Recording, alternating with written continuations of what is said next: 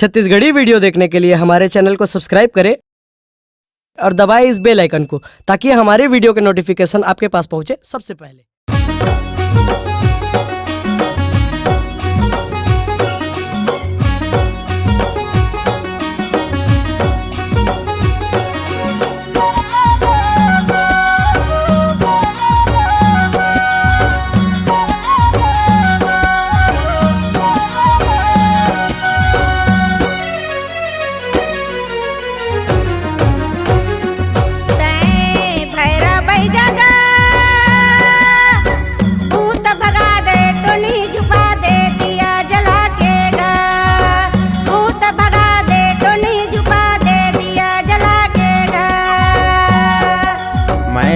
भैरा बह गयो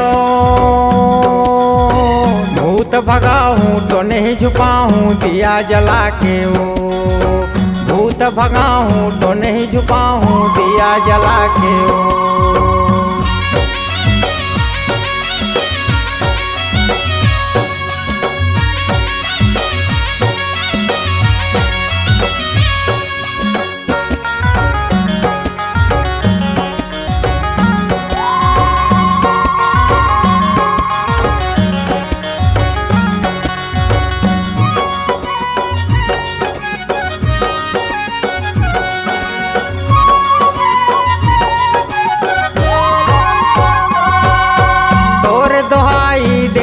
माता बांधत हूँ मैं बंधना जादू टोना मरन उचाटन बांधो घर अंगना ढोलक मृदंग झांझ मजीरा बांधो गायन वादन भूत परित भय तालल बांधो बांधो भुजंग भितकारन।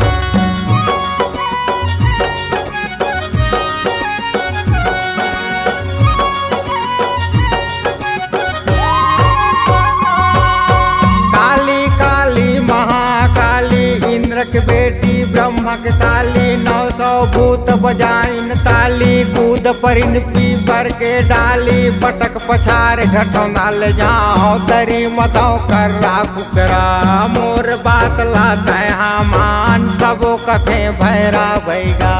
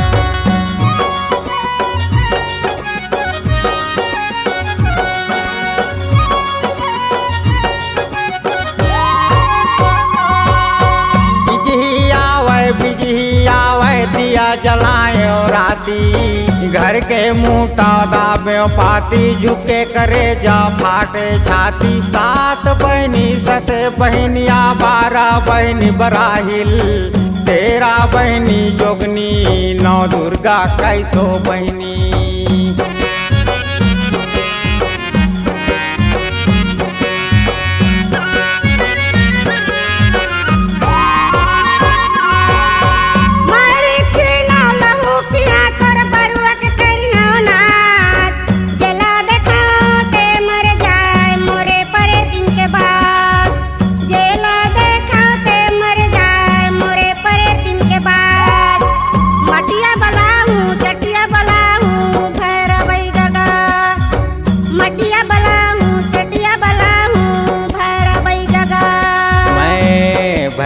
गया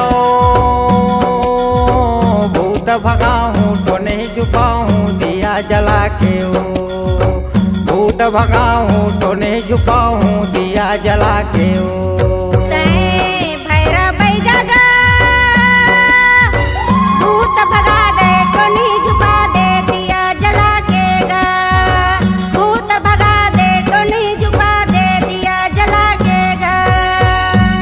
भगाऊं तो नहीं छुपाऊं दिया जला के ओ भूत भगा दे तो नहीं छुपा दे दिया जला के गा भूत भगाऊं तो नहीं छुपाऊं दिया जला के ओ भूत भगाऊं तो नहीं छुपाऊं दिया जला के गा।